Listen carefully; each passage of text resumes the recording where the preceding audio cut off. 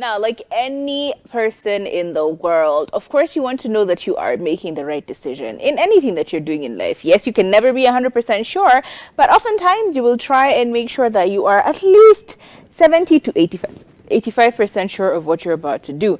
And this is no different when it comes to relationships. Obviously, you want to be with someone who you feel is, a partner that you want. Like they check off at least one or two things. You don't have to have a list of 50 things, but at least a few things are making sense. There's a compatibility there. You are alike in one way or another, or you like a few things that, are mutual.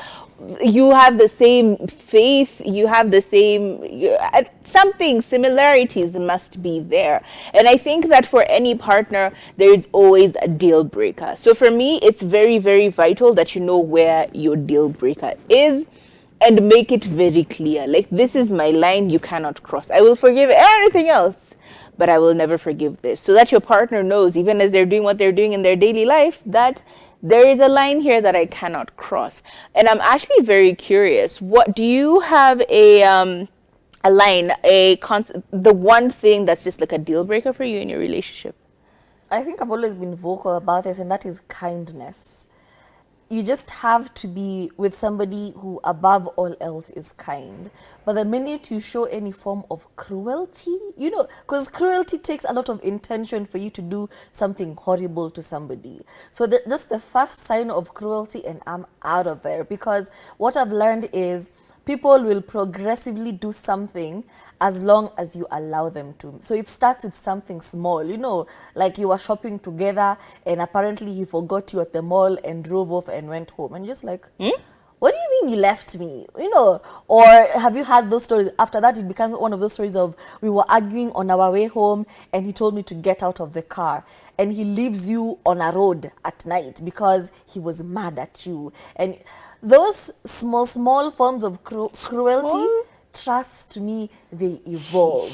So how you respond to me, even in times of, I did something wrong, and how you, in those high stress situations, how you respond to me, if you're going to show kindness and empathy, you are good. But if you're going to be cruel and unkind and just straight up a horrible person, no, we're not doing that. 100%. I think for me is respect, and respect in all forms, but even more specifically, respect in our commitment. Like, how do you show that you are respectful of the commitment that we've made to each other? Are you going to be out there talking smack about me with your friends? Because that stuff happens. Like, you hear husbands talking about their wives and they're like, yeah, that's Julia, Lifania's Julia, and they talk such smack about you when you're not there. And that for me is an impossible thing. Like, if I find out that you're being disrespectful to me, not just personally, like you disrespect me in person, but you also are disrespecting me in front of other people, like, for me, it's a no-go zone. That thing where it's like everybody knows that this man has like a side chick, but like you're the only one who doesn't know, and it's like an inside joke. Everyone's like laughing about it and cackling about it behind your back, and then you find out later on that, yeah, everybody knew except you. That is unforgivable for me. It's unforgivable. Funny things like them undermining your intelligence, because that's a form of disrespect. Like, undermining your intelligence to the point where they'll do things and then condescendingly just like, talk over it, like, yeah, I figured I'll do it on my own because I didn't want to, it's like you're making a decision for us but you're not telling me about it. Disrespect for me is a no-go zone. However, there are some things that you can do to make sure that you're neither disrespected nor are you, is someone cruel to you. And these are the things that we call safety checks, or things that you need to like just be keeping. It's like a gauge. It's a litmus test, for lack of better words. Now, one of those things is a consistency check, and I know as women especially, this is across all boards. In a relationship in general, you need to make sure that your partner is a consistent person. How do you make sure a person is consistent? Just like try and keep tabs of things like, for example, you guys had agreed to link up on Monday at 10 o'clock. And this person doesn't check in on you at all. Monday isn't checking in on you. and then the day ends, they've not like checked in on you at all, and you had a plan to do that. They do it once, no explanation, you're like, okay, that's an anomaly. But they do it twice or thrice, that just is a person who's not consistent, and is also very disrespectful, because they do not value your time, they do not value your opinion, your insight. They have no value for you, and therefore time with you is not something that is on top of their list. They will prioritize anything else except you. So for me, consistency is a huge check, litmus test. I always make sure that I just like keep tabs. Yeah. Another one is how they function around other people or in social settings. Yeah. And this is something I would advise you, if you're starting to talk to somebody, you really like them, please have them in different social settings and see how they respond. Hang out with him while he's with his friends, so that you know who this person is when his friends are around. Hang out with him with your friends and see how this person functions and acts around your friends, and also how your friends respond to him, because that's a huge indicator also. And also how his friends respond to you, because one thing I've noticed is sometimes when somebody is, you might be kicking with somebody, like you're really close, you really think he's the one, and then you start talking to his friends and they don't really like you, and you can't quite figure out what exactly it is you did to elicit this kind of response. It is simply the information that is getting back to them. So that's one of the things to watch out for. Another one is how they treat waiters, how they treat service people, how they treat everyone around them. Trust me, somebody who is rude to service people is just putting on a mask for you. And when it drops, you're going to see who he really is. How he talks to his parents. Have you been around akipigia mama yake simu ukasikia vile wanaongea ukasema, hey, that's how you talk to your mom? That is interesting. Or they see a phone call from their parents, they're like, I'm not going to pick that up. Somebody who has cut off their family will cut you off, babes, so be careful. Somebody who has absolutely no respect, or even comes and tells you negative stories about people who he is very close to, supposedly close to. You're like, hey, then where is the line? If you're friends with this person, you're really close friends, and you're coming here and smack talking about them, then what do you tell them about me? So these are the things to watch out for. And please analyze behavior. Don't gaslight yourself and think, maybe I'm doing too much. No. Look into it, and whatever feels right with you will determine whether he is the one or he's not the one. Another one, which is a very interesting and important test, is their interest and their level of investment in your life, the level of effort that they show. Because this one, important. A person who does not pay attention to you, doesn't pay attention to your interests, is not trying to invest any time or energy in you, any effort in you at the beginning of the relationship, child. Y'all ain't gonna last. Y'all ain't gonna last. This person is going to outrightly ignore you while you're in the relationship with them. Like, they will outrightly just like, forget about it. And it's simple, small, little things. I'll give an example. This was on, I can't remember. Monday. Yes, I was coming from work on Sunday. I was coming from something on Sunday, and it was like a late night for me. I was getting back home at around 1 o'clock. The whole time, my husband is like, checking up on me as he usually does. Like, hey, how are you? How's it going? I'm like, I'm good. Hey, how are you? Everything is okay? Yeah. Just like regular. It's like nothing you would assume would be outrightly insane. And it got to a point, like, now this is like 12:30, like half midnight, and he just hits me up, and I'm like on my way home. So I'm like, oh, I'm so sorry. I'm literally on my way home. I should be home in a bit. Why aren't you asleep, by the way? By this time, unakanga umelala. Unafanya nini saa sita usiku? Unaangalia nini? Movie gani unaangalia? He's like, no, nothing. I'm just waiting for you. And I'm like, okay, cool. You're waiting for me. That's super nice. So now I'm rushing to get home, correct? When I get home, and the door is locked. I'm like, okay, I thought he was awake. I ring the bell. He's like, he opens. He's like, one second. I'm like, okay, what's going on? Okay, cool. That's fine. Eventually he opens the door, and he told me, close your eyes. I'm like, okay, cool. I close my eyes. And then he's like, okay, open your eyes. I open my eyes, and I swear to God, there's like a pathway of just candles that are lit all the way to the table. And then there's like a massive cake with like candles and everything going on. But before, as I'm getting in, he gives me this huge bouquet of flowers. I've been telling you, I just want flowers. I just want flowers. I just want flowers. Can you just give me flowers? So I got me this huge bouquet of flowers, and he's like, happy anniversary. I'm like, oh my God, I got you absolutely nothing. I got you absolutely nothing. I'm like, wait. So I got you nothing. I'm so sorry. And he's like, yeah, happy 10-year anniversary. This is around this time we met 10 years ago. Like, this is the very first time we physically ever met each other. This is not our wedding anniversary. This is not our engagement anniversary. It's just the day we met. And I'm just like, oh my God, that is so cute. It is currently 1 p.m. as in Sasaba Usiku. This man is dressed up. He's like cleaned up. He's looking so good. And I swear to God, he's like so sharp. He looks so good. And then he's done all of these things. And then the cake and whatever. I just like, sit down. Let's just grab a little slither. And then we'll go to bed. And then we'll sort out the rest. There's balloons and everything. I'm like, he has really paid attention to something that I completely either forgot or just like, it's like in my mind, I'm like, we're not celebrating that this year. It's like you just forget about it. But it's just a small little thing. It's just a small little thing. He didn't go out of his way and do like crazy stuff, like invite people or whatever. It's just like a personal thing, So for me, it's just like, all right, cool. 10 years later, he's still working hard. So your 2 days of relationship, are you serious? This man can't even buy you a lollipop. Jokes, watch any jokes. Hey, Jehovah, am I a spoon?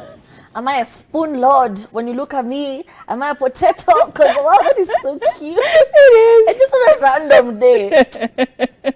Good Lord. Anyway, the next one is compatibility on your future goals. Because sometimes you could have mad chemistry with somebody, you really think he's the one. Yep. And things are going off well, but you guys have completely different plans about the future. You could be planning on a Euro trip. I've been talking about this Euro trip for hot. Do you know what? Me too. I need to do it, okay? You want to backpack through Europe. Can we backpack together? Yes, we totally. But that's the saving goal for 2025. Yeah, 2025. Like you want to do a Euro tour, just a whole month. I've even researched the train. The train, the Euro train that goes through all countries in Europe. So that's your plan. You want to do that, and then after that, uingie Asia. After that, uanguke America. Say, there's too much violence. Uanguke Canada. I love how they already have a rep for, going on for themselves. So you have all of this plans about traveling. Yeah. But the person you want to be with, it's a homebody. Yeah. They'll say, me, I've gotten to an age where I want to settle down and start a family. And, clearly you are not compatible. And sometimes you guys might think of compromising and saying, you know what, I will put my plans back on hold and then we could do this together and then we could do mine. Yeah. It's okay if that works. But also sometimes it's impossible to compromise because everyone is set in the way they want to do things. Yeah, myself, hey, Mimi, I am pushing for it. I want a kid. I don't want to be an old guka for my children's, kindergarten, sports day. Me, I want to settle down right now. I want to get married. I want to have children. And you're like, hot girl summer, let's go to Cancun. Ibiza, never gone. Exactly. So even if you were to compromise and say, I'll put off on whole traveling, you would feel some sort of resentment. Yeah, like, absolutely. This old man wants me to settle down. Kimbaba.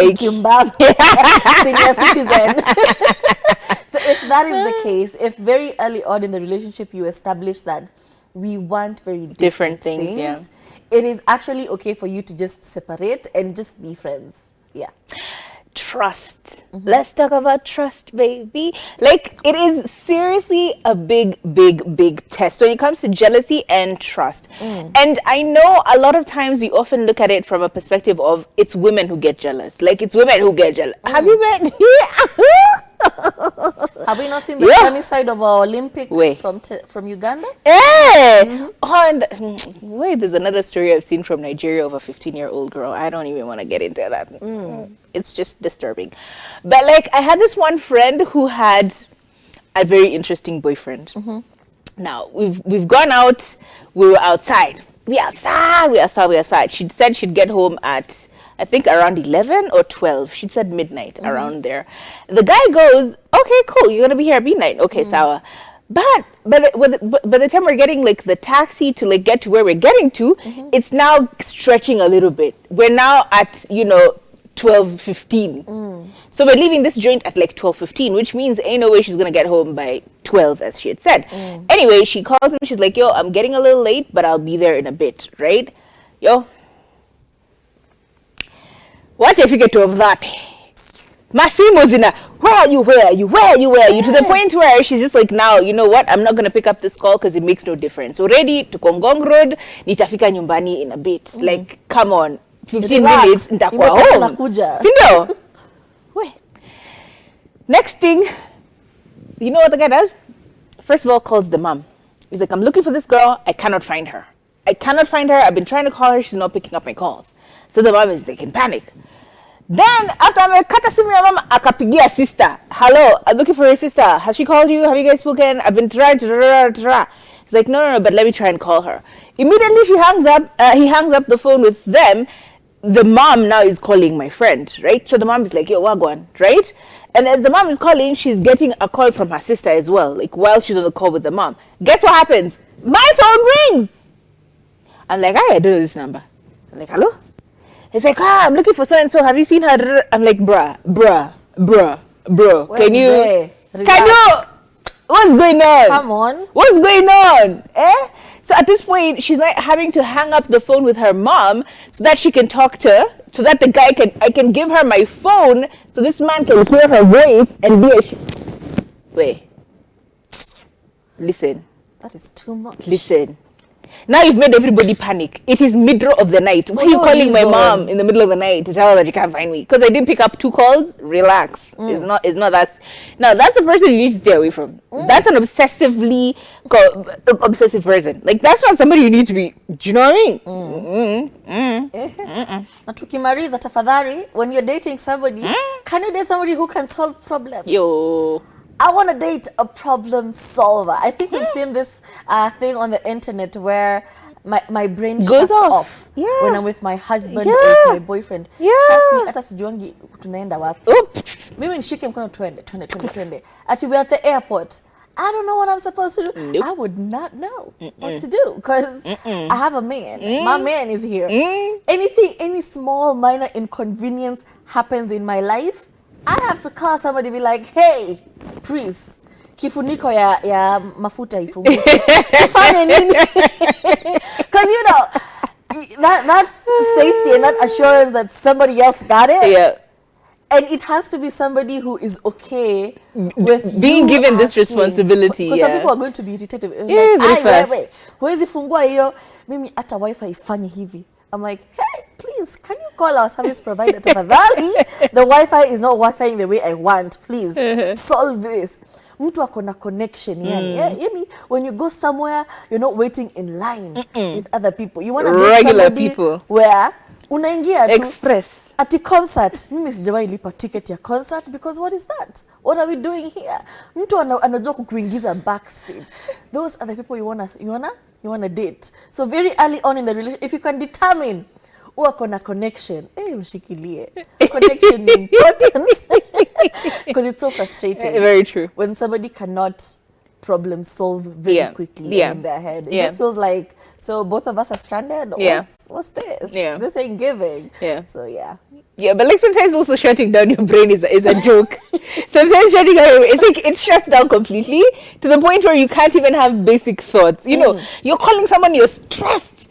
And like, wait, anakupatia solution, uko like, hebu ngoja, mbona sikufikiria hivyo? Like, why did I not think of that? Earlier this week, I'm like, the bathroom light is not going on.